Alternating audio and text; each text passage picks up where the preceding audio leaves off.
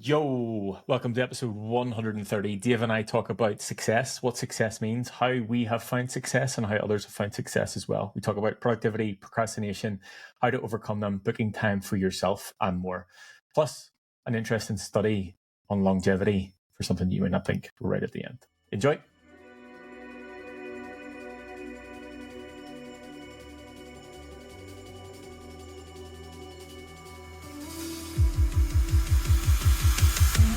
You know that there has had to have been some sacrifice, whether it's time or nutrition or whatever it is.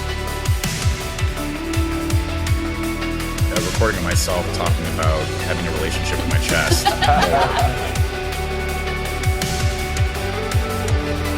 I'm Ben Canning. I'm Dave Kennedy. And this is Hacking Health Podcast. Yo, welcome to episode 130. Dave, what's going on, dude?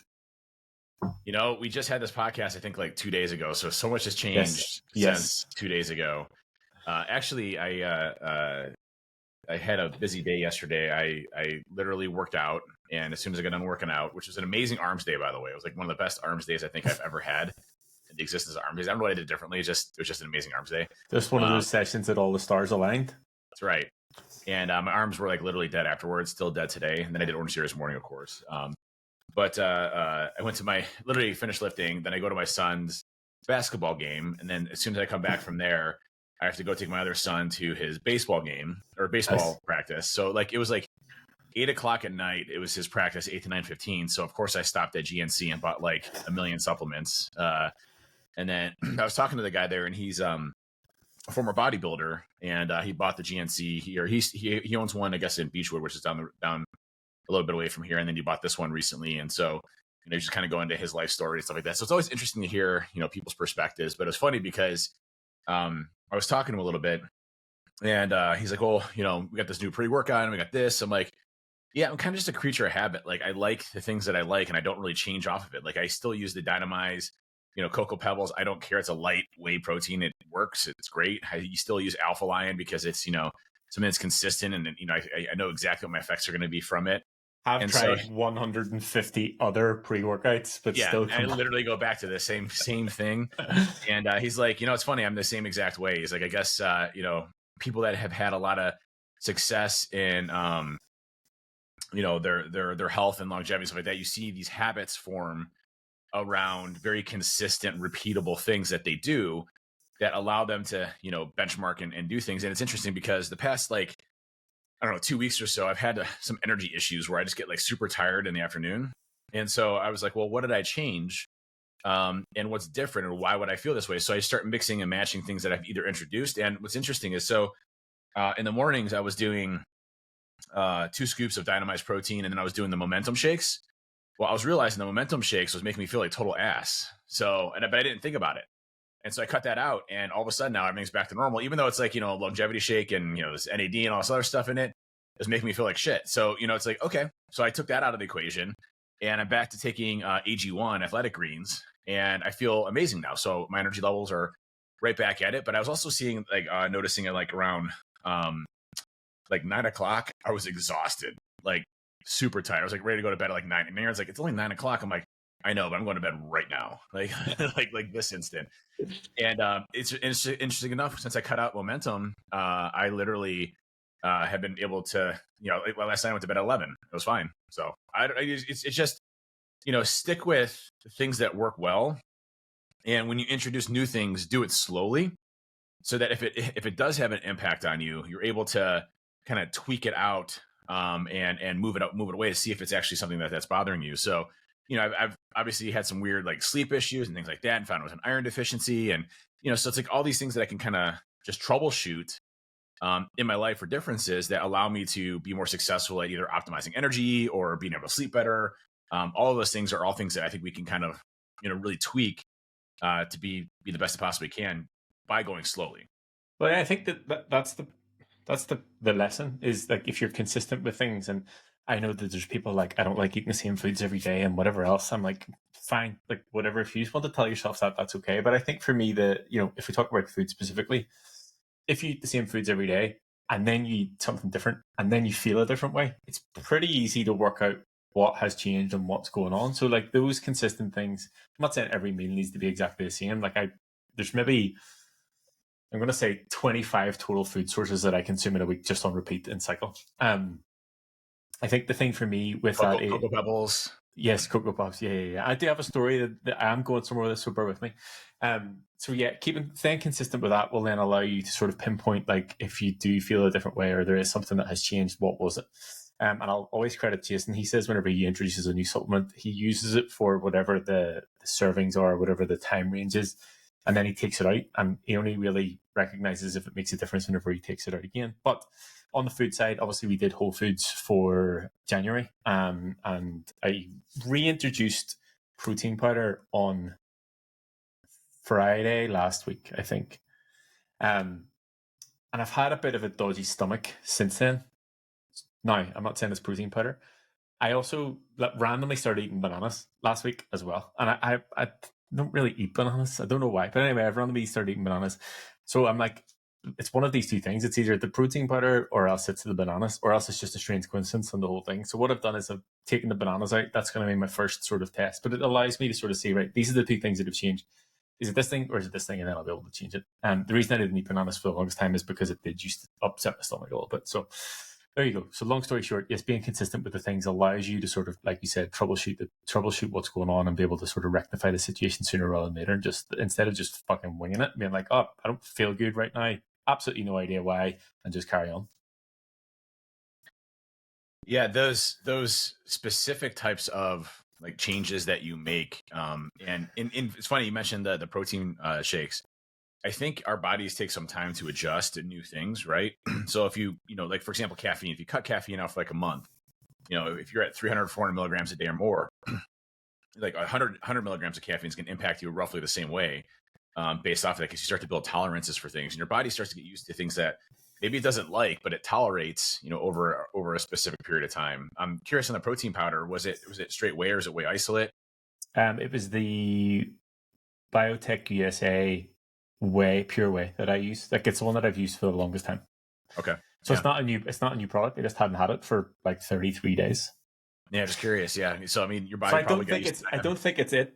I think it's the bananas. So we'll get rid of the bananas and see before we start bastardizing the protein powder. Like, it's been with me for a long time. So yeah, you don't want to ever like get rid of the protein. That's a big important one. So, but no, but I can definitely see that. I mean, you know, when you start to introduce new things, especially like things that are going to be high in sugar, potassium, dietary fibers, you know, that's going to have some sort of, you know, impact on your stomach for sure. I noticed, you know, I have because of the stomach surgery I have hyporeactive glycemia, which, you know, doesn't send a signal to my stomach that, that, you know, sugar is coming or glucose is, or I'm going to be spiking glucose. And so it overcompensates and it crashes my blood sugar levels. And I end up, you know, cratering, basically feeling like super jittery and things like that. And I found certain foods have that impact on me. Like, for example, I think Pop-Tarts are probably one of the best post-workout meals you could have, to be perfectly honest with you. I mean, it's a great combination of just sugars and carbs that your body needs to recover glucose. Now, people in the audience are like, this guy's an idiot. Seriously, it's actually a pretty good sense of recovering glucose. It's very easy to digest. It goes right into your bloodstream. It recovers your glycogen stores in your muscles. It's actually a really good thing after a heavy lift. But what I found is that that spikes my glucose and I have an overreaction to it, and I crater, or I'll feel like total shit. So I don't eat. Unfortunately, I don't eat Pop-Tarts anymore. And I also noticed. Did I ever tell you the story about whenever I was eating Pop-Tarts? Is it when Boyd told you had to put butter on it? No, absolutely not. No way. But whenever I used to, my first ever online coach, Jordan Peters at Trained by JP, I've showed you him before, like the biggest short guy you've ever seen in your life. He obviously, my goal was to get bigger. Now, this guy is incredibly knowledgeable and has had some incredible results, but I don't know what was going on. But anyway, long story short, my post-workout meal at a time was 2,500 calories itself, just for one meal. It was 250 grams of chicken, 250 grams of rice, uncooked weight. So it was 2 like microwavable packs, 2 Pop-Tarts, 2 bagels, 50 grams of jam, and 2 bananas. That was my post-workout meal as one meal, 2,500 calories or something ridiculous like that. So I quite like, there's a lot of those things I didn't have for a while after that, or did. Yeah, I don't even. I get sick thinking about that meal. There's no I way. definitely got heavier. I don't necessarily know if I got any bigger, but I definitely got heavier. Yeah, no kidding. I would get heavier with that too. That's insane. But I will say like certain really sugary foods or things that turn into sugar quickly, like I mean like wheat thins, for example, or chips or things like that. You haven't mentioned wheat thins in a while. I'm off of them, man. I realized what I was doing to spike my glucose, and I'm like, I'm good. I don't need them anymore. So I actually have an unopened box that's been sitting in the cupboard for like 2 months. Something you're gonna So, like dust off in 30 years, like yeah, like blow the dust off the top. still good. It's still good. That's actually probably the problem too, is that it would still be good, which is probably not great for you. Yeah, it's like, did you ever see some guy had like a 40-year-old McDonald's burger and it was still like basically looked good, you know? I mean, it was like that's a good thing or not, but yeah, I would say like the adjustments to my nutrition have been an important thing to make sure. One, you know, I have, you know, probably TMI here, but you know, regular bowel movements and have, you know, good consistency with how I feel, good energy production throughout the day. You know, that's ultimately what we're trying to kind of optimize, and then obviously having enough energy for working out. Now, funny story, I started attesting to eating food before doing my pre-workouts, which I usually have never done before. And what I found is I really don't like eating before I work out at all. In fact, it makes me feel like total crap when I have a crap lift session. So what I found is that me working on a fasted stomach, I have a 10 times better workout than I do prior to eating. And I know that goes against all like every weightlifter talks about, but for me, for some reason, if I eat beforehand, my lift will be total garbage. Do you think it's just do you think it's a time thing? Like, are you talking about when you train in the morning, or like just if you train in general?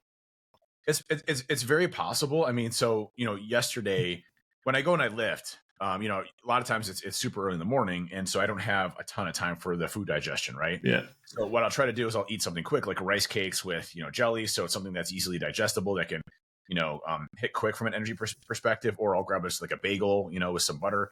I don't like the way I feel when I have food in my stomach when I'm working out, and I would say try to. And I have mentioned this before, and a couple of clients use it, and I use it sometimes myself. Kyle uses it, and yes, for anybody who's listening, I did find it on Instagram, so it's not particularly like scientific backed, but it definitely works.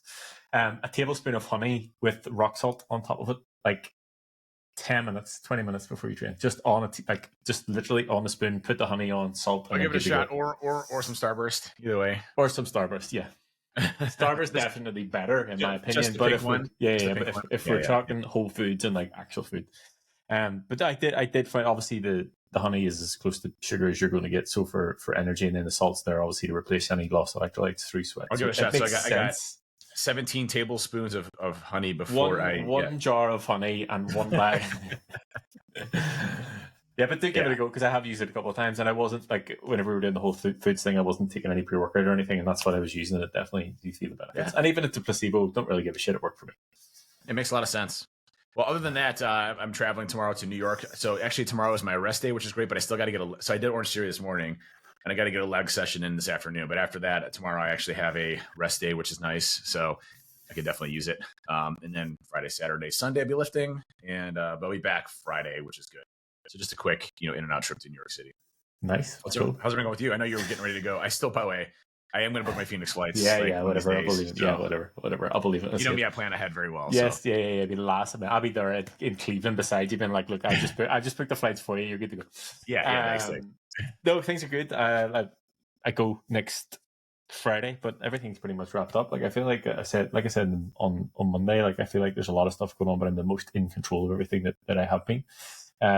Train push today. It was a really solid session. In and out in 45 minutes, as we discussed. Just like high intensity. I think there's maybe 7 total movements or something like that. I'm convinced it's just having the timer. I'm just convinced that my natural like 60 seconds versus what actually 60 seconds in the gym was way off.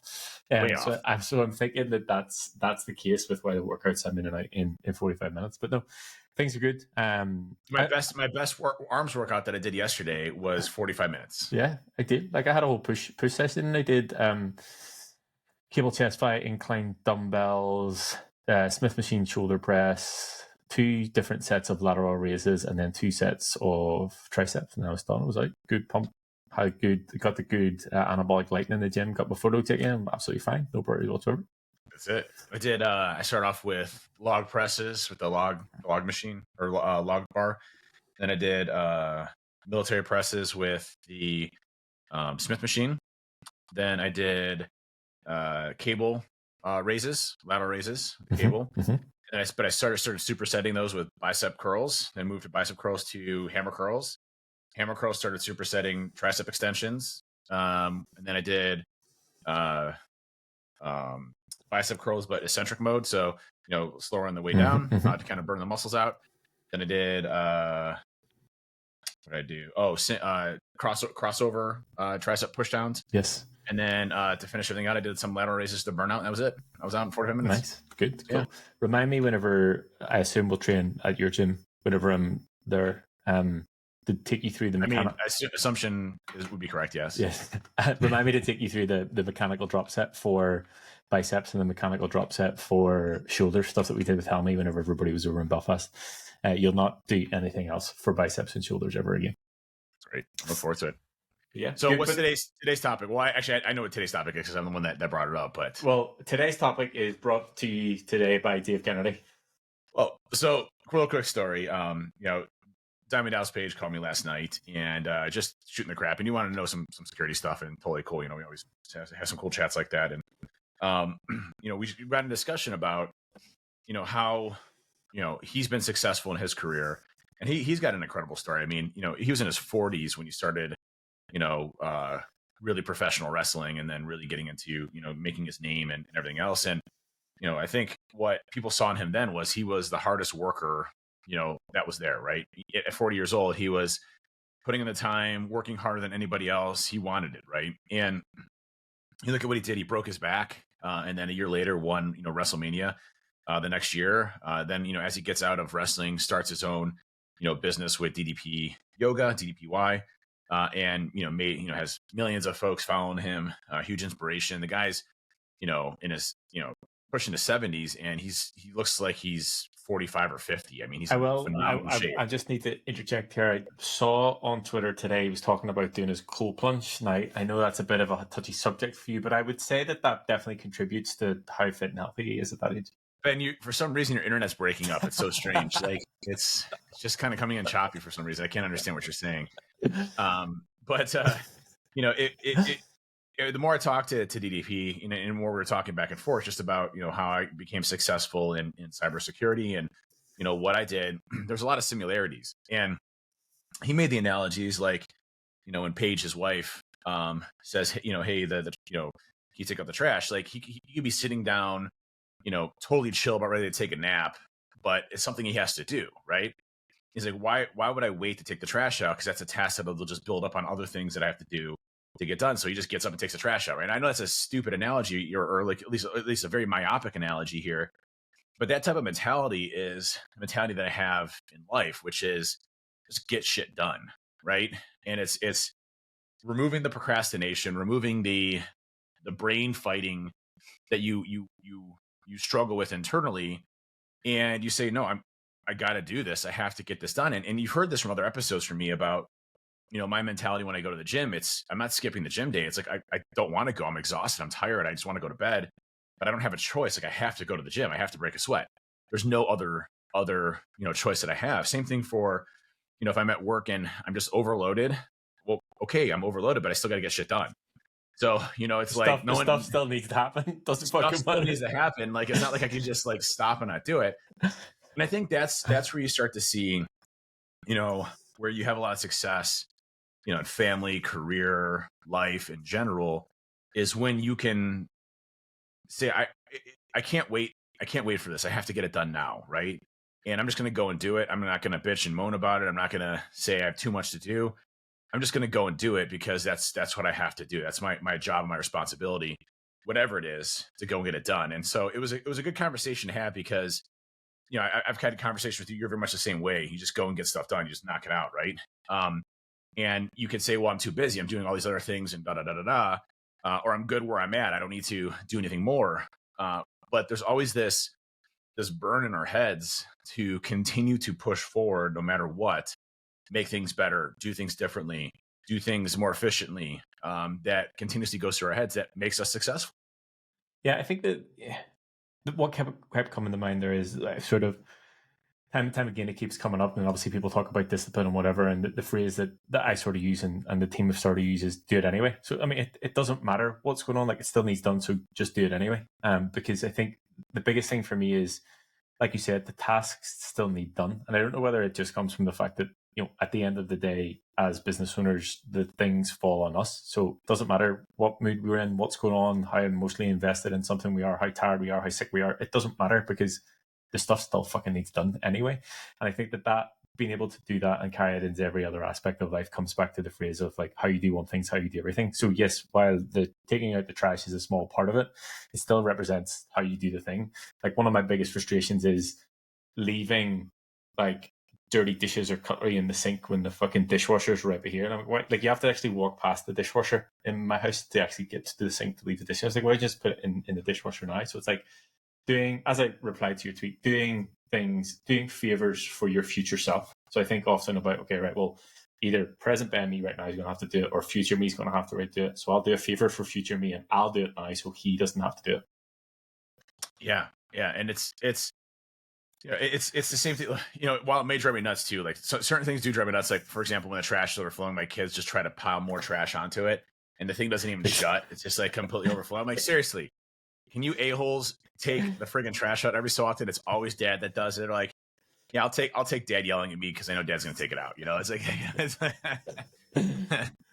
but it's I try to relate this to anything I typically do, which for me, like just for example, the stuff that I've had to do to kind of get binary defense to grow to a certain point, and then realizing, like, hey, an entrepreneur like me can only go so far and take a company so far to when you need more surrounding support for people that are more experienced running larger companies. And I can still be, the person guiding us in a direction, but at the same time, like people that focus on like metrics and SLAs and sales for sales folks and stuff that's I'm not strong at, but I know I need to get it done. So what am I going to do? Am I going to try to hack it in, or am I going to bring people with me that are better at it than me and can do it better? So I think it's also recognizing and surrounding yourself with good people that have the same type of motivation as you do, but can also contribute in different areas that maybe you are weak in. And I think that's where like a good tribe comes in place, and things we talked about before too is in the past. Yeah, I think it's understanding your skill set. And I remember Callum, again, one of my former coaches, he put out a post on Instagram many, many, many years ago. Like even he's now runs a company called The Pro Coach. His company before that was called Muscle Mentors. His company before that was called CR Physique. So it was then. So it's like maybe 6 years ago. And it was something along the lines of do what you have to do until you can do what you want to do. And I think this, like, I guess full transparency, the stage that I'm at in terms of like business and growing the coaching company is like, I've done everything that I have to up on this point to get it to here. I'm now at the stage now where I want to do more of the stuff that I want to do. I'm also in the position I can bring other people in to do all the other stuff that I'm not necessarily an expert in, or bring other people in who have a different skill set that can, like Travis coming in and do the programming or whatever, like that is his job, that's his thing. So it allows me more free time to create content or have calls with clients or insert whatever the thing is. So it's like understanding where your strengths and where your weaknesses lie, and then obviously putting people in the right place. And not just essentially not trying to do everything yourself. Yeah, I mean, and relying on yourself, I don't think there's any bad issue with that. But recognizing when you need additional help is a strength. I've seen so many people that just have such a big ego that they try to do everything themselves, and it's not good, right? It's also recognizing where you're weak at, where you're strong at, where you need to get better at, and recognizing where you have faults. Like for me, I am not a extreme attention to detail person. That's just not how I operate. Like if you're going to give me something that I need to read 6 pages for, I'm not going to read it. I'm just not going to do it. But I am an attention to details person. Like I'm the fucking great, in the details. We work really well together, right? Like I'm I'm a fly by seat in my pants, and keep things going, but also have a target. But I think that's a strength as well, because you, in my eyes, and correct me if I'm wrong, is like yours is like right. I need to get this thing done. I'm going to do it. If I need to fix it after, then we'll fix it after. Whereas I'm like, I want to go into details and like understand, to like have the ins and outs of it. So I do think that's like, as a combination, we're pretty good at that. There's a book that I really liked a lot. It was called, I think it was called like, it's from the guys that wrote 37 Signals, it's Ruby on Rails code. And it was, I think it was called like software development or something like that. And what they said was, release a half product, not a half-ass product, and then take feedback in to make the product a full product, right? And that's kind of how I run day by day. There's a really good book that I really like. It's called Rework by the same guys, 37 Signals. And it's kind of like how you take what you've learned and throw it out the window and try a whole different approach to life. It is essentially like the anti-business book. Like it is literally like, this is what they tell you about business, but just do opposite of all those things. Do the opposite of everything, right? And that has worked for me. It's funny because I had somebody message me recently, a direct message saying, hey, all of these books I'm reading tells me to do this and this and this. I'm like, well, that's fine. And maybe it worked for them, but here's what worked for me. It's completely different, and it has nothing to do with that. And, more so talking about like, how do you generate leads and things like that. And for me, I never went to school for generating leads or sales, right? It's not something I did, but I know what would drive me to go to a company, right? To want to work with them. One, do they have a great amount of expertise in that area? Two, do they have a good culture and a good group of people that I'd want to work with? And three, do they give me things that is relevant to helping me get better with cybersecurity? And, I kind of came across, I think it's called content generation marketing now, or content marketing. And this is before TikTok and everything else. And this is like 2011, I think. And, I was releasing blogs like every week, new code every single day, and it was for free. It had nothing to do with selling my services. It had nothing to do with, hey, you need to send me your email address to get this paper. It was just free, readily available on the internet. How do you circumvent this specific protection mechanism? How do you, do this type of new injection technique? Oh, hey, here's a new 0 day, or here's breaking news on this. I was one of the first to break. I had a friend that worked inside of, one of the companies that got hit by Heartbleed, and one of the very first data breaches or one of the largest data breaches uncovered. So I was able to kind of break the news faster than anybody else, and get somebody, companies an idea of how big of an issue this was and exposure. And it was always just trying to generate content that people would enjoy and love and use, and then through attrition or through hey, I'm thinking about doing a pen test this year. Oh yeah, Trusted Tech is always releasing good stuff. Like, I'm going to go with them, right? And I would say our two biggest areas that we get leads at Trusted Tech and at Binary is either A, through content generation, or B, through referrals, because we do such good work. And I was just meeting with a friend of mine. His name was Darren, and I went to lunch with him yesterday. And he's a customer of ours. And it's funny because I've known Darren since 2005. When I first worked at this consulting company, I was fresh out of the military, brand new in this industry. And, he was one of my first customers that I actually worked on. And Darren, his company, he's been at the same company for, gosh, it's, almost 20 years now. And the company has grown substantially larger since then. And he's, now the chief security officer, was just an engineer at that time. Actually, I think he was a network admin at the time. We're just kind of chatting about how we both grown. And I said, Darren, thank you so much, by the way, for always going with us and using us as your, security provider. I'm like, one, knock on wood, there's been 0 data breaches since we've worked with you. So that's a good sign. He's like, yeah, I might have a little helping hand with that. I'm like, yeah, of course, he's paranoid. It's awesome. He's great. And then the second thing was, he said, Dave, it's not because of you. Don't get me wrong. He's like, you're great. I love hanging out with you. We're good friends. He's like, but you guys are the best. He's like, you're always releasing amazing content that helps me when I need to go to my executives and talk to them about security. You always have the best assessors that always have the best findings. He's like, I've gone with another vendor, and I'm like, you found 1/10 of what Trusted Sec finds. He's like, so you make it easy for me to go with you every single year because of the people you have, the culture you have, and how good you all are. And, those types of things, is really important to me, because at the end of the day, when people look at Trusted Sec, they associate that with Dave Kennedy. And when you associate Trusted Sec and Dave Kennedy, essentially every deliverable, every blog, every content represents me, right? And don't get me wrong, it represents my team and the amazing folks we have and what we've been able to build. Every single one of them, cares for the companies doing the amazing things. But at the end of the day, like, that's our brand, right? And so, I think, going back to this whole discussion on what drives success, you can't do everything yourself. So finding people that are like you, that believe in your mission, that support the same goals as you and strengthen you as a person. I have 10 times better hackers on staff than me, 30 times better hackers than me, right? People that understand GRC inside out way more than I ever did and how to build security programs, right? People that are so good at QA and grammar that first of all, I'm not great at QA and grammar at all. That just smoke me, right? People that work on operations, people that work in HR that have no idea what I'm doing, right? All of these strengths culminate to make what that brand is. And so it's recognizing that, and you've done the same thing with, as you started to expand too, it's that specific type of strength as leaders to come in and say, I'm going to get shit done, but I'm going to get shit done with an awesome team that I can do it with, right? Yeah, I think that it's definitely a credit to ego or lack thereof whenever you can onboard people who you know specifically are going to be better than you at certain things, because there will be a lot of people who are like, well, I can't have them because I want to be the best, quote unquote. And for you, essentially, you would rather put the team in place and know that that can all operate without you having to go in and like, I guess, double check everything and run through the weeds with them.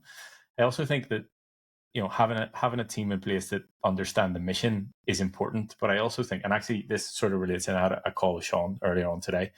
And then he's funny because he's like 3 weeks in. And he was like, I'm not seeing any progress. I'm like, dude, like 3 weeks, you're literally 3 weeks in. So I had to like talk him off the ledge on that.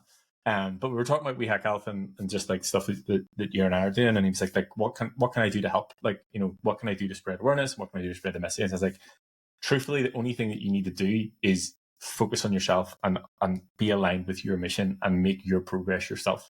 Because I think that the biggest thing for that, and sort of what I relate to is with you, what you're talking about businesses, you need to lead by example. So if you do a certain thing a certain way, then that will rub off on other people. And that's where also ultimately the culture of what it is that you're trying to do company wise, or what we're trying to do, like leading by example by actually just doing the stuff. It's not like as I said to him, I was like, I don't want you saying like, you know, we have to go and do this, have to do this. You wait until you get the result and you feel better, and then people start asking you about it, and then you can tell them, okay, well, this is what I did and this is why I did it. And it's just literally delivering the message by the stuff that you've said. And again, to what you said about referrals, like that's essentially how I've gotten to the place that I am now, is through referrals and word of mouth and just doing a good job with the clients that I have and the team that I have. Like that, to me, is the best marketing tool you can have.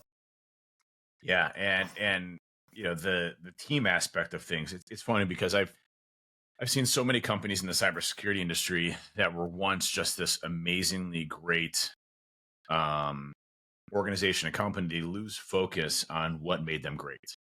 And you know, a lot of this happens with like VARs or vendors, where they sell product and then they build this amazing consulting company with some amazingly talented researchers, consultants, and usually they kind of overpay these individuals to bring them aboard. So it kind of creates this bubble in the company where, you know, they have a lot of success because they have these name brand individuals that are doing some amazing work. And then they're like, whoa, shit, we're paying these people way too much. We're not making enough money off of this. And they would lose focus of how much value those people are actually bringing to the company. And then it just goes to total hell in a handbasket, and they lose all of that. And all of a sudden, they're just another commodity. And, you know, it's interesting because I've seen a lot of these companies over the years, these big and small companies, lose what made them, you know, truly special and unique. And I think, you know, you really have to focus on how do you always maintain a good reputation in the industry, not just cybersecurity, but whatever your profession is or what you're doing. But also same thing in your business and your life. Like, how do you maintain a good marriage? You know, how do you maintain, you know, good rapport with your kids? You know, my daughter is hilarious. We're definitely going through the teenage years right now, but you know, she's such a sweetheart. Like, you know, whenever she comes home, she's like, hello, father. And I'm like, hello, daughter, you know, and, you know, she's just, you know, we have this like funny thing kind of going together. And the other day I went back, she was playing volleyball, and I was like, hey, Morgan, how you doing? Good to see you. Oh my gosh, you did so great. Oh my gosh. And the girl behind her, who's one of her friends, she's like, oh my God, your dad is like the nicest dad ever. My dad just gives me shit all day long. And I'm like, what? But I mean, it's the commitment and putting the effort into going extreme on everything you do, right? Mhm. In life and everything else. And it's funny because like I could have complained yesterday about going to basketball and then having to go right to baseball. I was tired, like it was like 9:30, and I'm like, okay, I can go now. But I mean, I stayed up till 11. But I was like, I could definitely go to bed right now. But I was like, no, this is great. Like, get to go see my son play a little bit of baseball. Get to go to GNC and get some supplements. Get to see my son play some Do basketball. something for him, do something for you. right. So all in all, it worked out well. But I think it's the keeping focus on what makes you successful and what doesn't. And that's the biggest struggle I see with a lot of people is they can't tune out that noise, right? It's the other things that are hitting them in all different angles. And they're like, oh, I have to prioritize this. And when it really, do you really need to prioritize that? Like, is it really going to help you move the needle when it comes to your profession or your career or your family? Or is it just a distraction that happens to be kind of made up in our society, right? Hey, I have to, I don't know. I'm trying to think of some excuses here. Someone calls and is like, "Hey, Dave, I really need your advice right now. Can I get an hour and a half of your time?" No, you're not getting an hour and a half of my time. I'll be happy to text you. I'm not hopping on voice. I'm sorry. I get requests, to have a phone call with somebody 3 times a day. I'll be happy to talk to you, on a computer when my time is good. Yeah. I had a text message yesterday. Someone sent me a text message yesterday at 10:45 at night, and I was already in bed. I was already like winding down to go to sleep. I'm not going to answer. And then by the time I'd woken up, they had like question mark, like, why didn't I respond back to them? I'm like, motherfucker, it's 10:45 at night. I barely even know you. We're acquaintances. It's not a coworker or something. And, and I was like, I just woke up. I was sleeping. I have a busy day today. I'll get to you when I can. But people will demand all of your time because they're not busy, because they're not focused on being as effective as possible. So they expect your time to help be more efficient at their time. And so you have to recognize what is good for your time, your advancement, your progress, making yourself better, making yourself successful, making your family successful. All of those things kind of roll into one to make it whatever it is you possibly can be. Because it's important for you, not for everybody else. And I know it might sound like an asshole. Like, don't get me wrong. I give as much time as I possibly can to people, help people, right? But it has to be on my own time. It has to be on things that, when I'm not busy or, like I don't have other important things to do. I have a list of things I have to get done. Unfortunately, spending, 4 hours a day talking to people about, what's the best, marketing content, if I want to start my own business, or, hey, I'm thinking about making a jump to start my own company. I'm like, cool, that's great, but I don't have time right now to do this. I'm sorry. Like, give me like a week. I'll be happy to chat with you. Yeah. So it's those types of things that I'm always happy to. I mean, please don't take this as I don't want to help. I do. I really do. And I actually feel really bad when I can't respond directly fast to there, because I'm like, I feel like I'm letting a person down. But at the same time, I've come to realize that I can't help everybody. But I can help as many as I possibly can on my own time frames. I think it comes down to you only have a certain amount of fucks to give, and you have to delegate them in certain ways, shape, or form. And it's not you don't give a fuck about that; just you have to give fucks in other areas and allocate them appropriately. I think I want to touch on what you said about success, because I actually saw it was again on Instagram. I've spent too much time on Instagram. From Leila Hormozy, and she was talking about success, and she was talking about like being successful in business is one thing, but if she doesn't have success in her marriage or how she looks and she feels about herself, it's absolutely useless. And I thought it was interesting. Like, I totally understand it. So I think that, people deem success, or they look at success, like the first thing that they think about is financial or business or whatever it is. But as you said, they're like, you want to have a successful marriage, you want to be a successful father. Like, there are other areas of your life that you want to be successful in beyond just business. Yeah, I think, going beyond, sorry, I lost my thought there for a second. But when you look at everything that encompasses our lives, from, when we first wake up in the morning, what's the first thing we do? Shut the alarm off and get up out of bed. No, we check our phones. Yeah, well, right? We'll shut our alarm off. Yeah. Check our phones, who we missed. And then usually it's a garbled text message from you, and going back. But we have our certain kind of routines that we go through every single day. And it's funny because when I wake up, I'm like, oh, sweet, my day today, I only have 5 meetings. It means I have 3 hours of efficiency time I can do. But guess what happens in those efficiency times? It gets gobbled up by other things that people do, right? So I literally have started booking up time in my days that I call focus time, which there's actually an option inside of Outlook you can use, and it actually predicts when you have available time, and each week it will add focus time for you.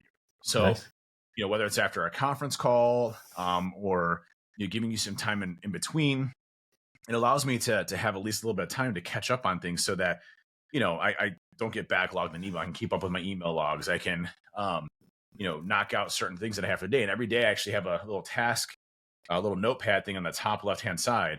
And each day, the first thing I start off with when I open up my computer is the tasks that I need to get done for that day.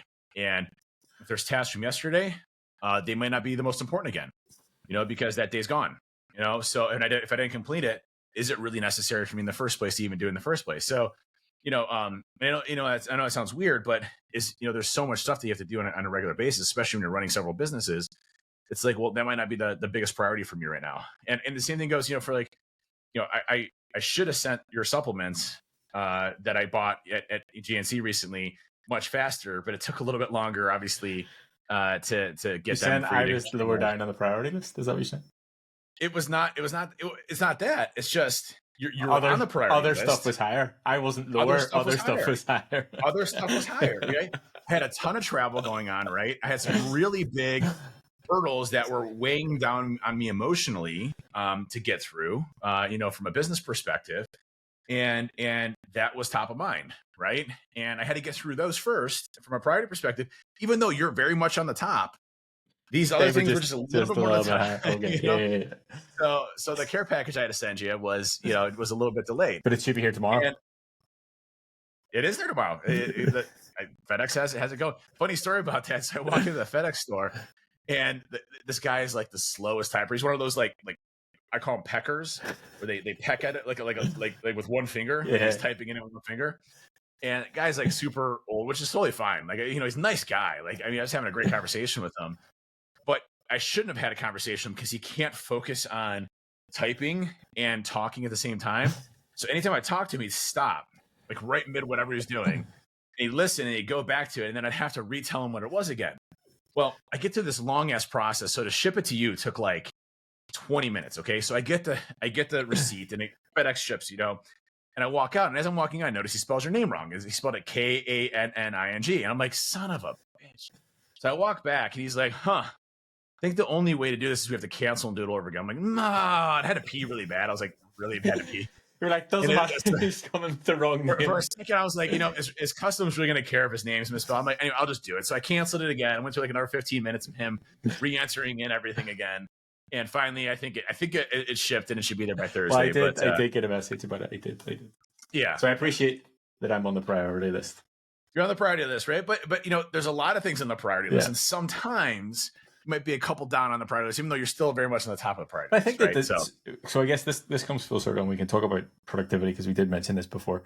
I think understanding the stuff that you need to get done specifically in that day. So for me, as I've talked about, like I changed how I structure my days towards the end of last year, and essentially I got up at like between 4 and 4:30. I'll come down. Yes, I do check my phone. I sit in the blue seat over there, get my head awake a little bit, have my element tea, and come and I start work. And for that block from like 5 until 8, I will just do check-ins.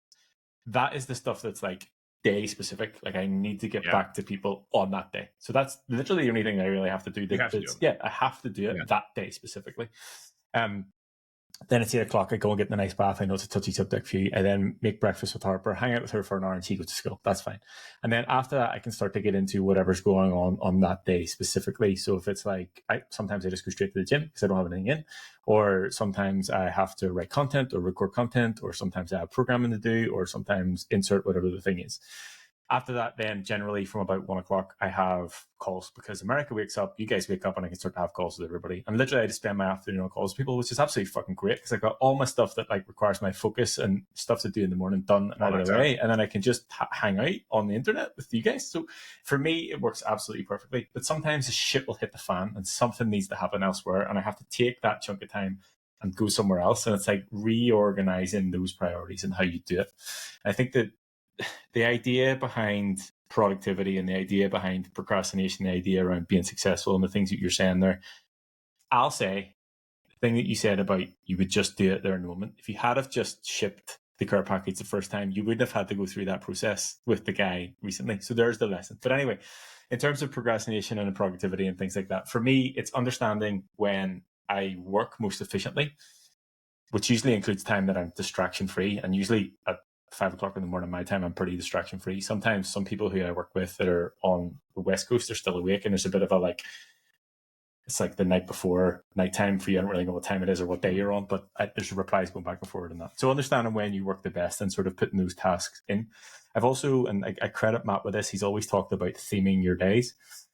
So, for example, Monday's just coaching for me. So I'll do check-ins, I'll do check-ins, I'll write programs, and then I'll basically just have calls the rest of the day. Tuesday, I do not put, like, you cannot, there's no way of booking anything in my calendar on a Tuesday. Like, it is literally just the day that I have as creative day. So if I have content to write or I have, don't you look at me? I mean, if you want to book in on a Tuesday, maybe I'll Hey, can I get on your calendar? But you can see that we've never done it. We've never recorded a podcast on a Tuesday. We haven't. Never have. There are sometimes I'll make exceptions, but very, very, very, very rare. So anyway, like on a Tuesday, I get up first thing and I just leave. Like I leave the house at like 7 o'clock in the morning. I just go and sit in a coffee shop on my laptop because it's a different environment. It allows me to be creative if I'm writing email sequences or I'm writing content or insert whatever the thing is for that. And that day is blocked off. So those are like, that just gives an example of how my days are themed slightly differently. And I've tried to sort of teach this recently within the client group, and also, like I said, I put together that productivity guide that I'll link in the show notes somewhere. And I realized potentially, quote unquote, easy for me because I'm in control of my diary. It doesn't need to specifically be days, but you can separate your days, but also like AM, PM, so you know what do you, even with when I have calls, like I focus better in the morning, then I can just chat with everybody in the evening. So I sort of separate my days like that, understanding when I work best, when I can flow best, and when I can have the best conversations essentially. And they're the best ways for me to be productive and avoid procrastination, because I'll not procrastinate first thing in the morning. You're asleep, so I can't like send reels back and forward or funny memes back and forward to you because you're sleeping. So I can just sit and get my work done. And I find that I really like, if I miss that window or I'm slightly late on it, like the stuff that takes me potentially 3 hours to do in the morning will take me an entire day because the rest of the day is just a shit show. So yes, long story short, that's my TED talk on productivity and procrastination. Yeah, sorry for that small. Did you hear the audio for a second? Yeah, and I saw your face go. I was like, oh shit. There was a tweet that came up from Zach Strength, and he's a very big carnivore / keto type of guy, and it was him actually eating a cannoli, which I don't think I've ever seen him eat carbs before. It was like slow motion, so I clicked on it, and I guess it had music in it. I was like, son of a, that's what I get for getting a little quick distracted there. But sorry about that. Yeah, no, that's the thing I was talking about, like the focus times of having like different blockouts where, I at least have time to go and actually accomplish things. And Wednesdays, I actually try to keep relatively light. So we have the podcast, which is, usually recorded at noon.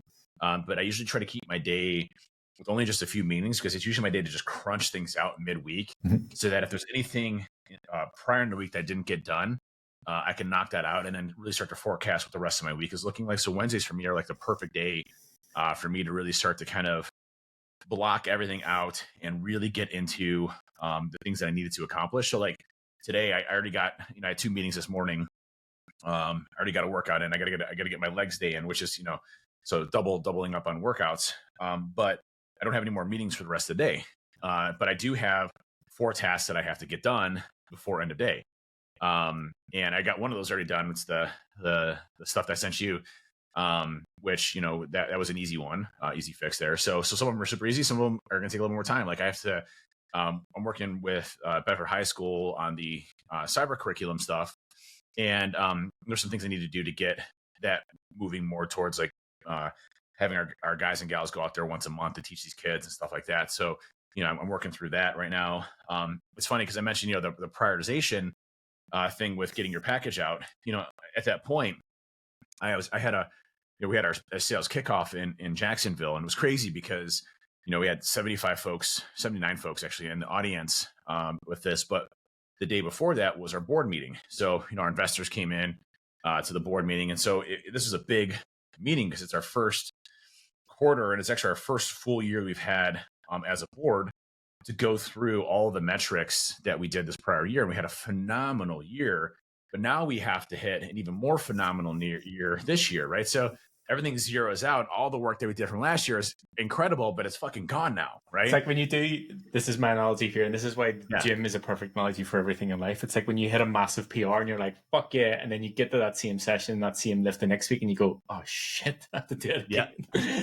I gotta do it again, I gotta do it heavier. You know, it's like, damn it. You know, and that's exactly the way it was. And so, you know, we were going through budget approvals, and it's funny because there's a text message I sent to Aaron. I'm like, thank God, Bob, our CEO, is here. I'm like, thank God Bob is here, because I have no effing idea what they're talking about right now. Because like they're going through like all of these like customer success acronyms. It was like ABS or something like that, and I'm like, and so like John, one of the board members from the investor, he's like, hey, so what's the ABS scoring look like? And Bob's like, oh yeah, and he actually says what the acronym is. That is basically blah, blah, blah, blah, blah, blah. I'm like, oh, if you would ask me, I'd be like, what the fuck is ABS? Like, you could have bullshitted I know you could have bullshitted your way out of it though. I could have bullshitted my way out of it for sure, no question about it. I've been an Iranian nuclear expert before, so this is the drop in the bucket. But, it's funny because again, it goes to the strengths of the team that you have, and I was really appreciative of how amazing this has all come together. We're doing things that I only see from big companies, and then you realize, oh shit, I am a big company. It was actually today last year that we were in Phoenix. So the photo come up of whenever you were in the gym, and I remember sitting with you that night at the I assume was the same event. Yeah, and you just were like nudged me like, what the fuck? When did this happen? Yeah, what is going on here? Yeah. It's just crazy, and it's. But I had to get a lot of stuff prioritized. For budget, for like forecasting, for stuff that I don't mind doing. It's just important. It's very important, and it's things that I have to get done. So again, going back to prioritization, I just got shit done. Right, talking the DDB conversation, just got shit done, because that's what you have to do, even if you don't like doing it. Right now, I'm dreading going to the gym right now because I'm exhausted from today was all hills, by the way. It was an endurance day, and it was all hills, which is like the worst day ever for me. So I told Jenna, Jenna. I told Jenna, I'm like, Jenna, she's like, hey, is everybody ready to go? I'm like, nope. Jenna, I'm ready to go as long as there's no hills. And she's like, you're not going to have a good day today. So, all right, here we go. Yeah. But again, just going through and getting stuff done, because that's what you have to do. Well, I think, and this maybe will, I don't know if it will land or not. It maybe is a bit controversial, but I think that my biggest productivity tip that I can give to anybody is just have more shit to do.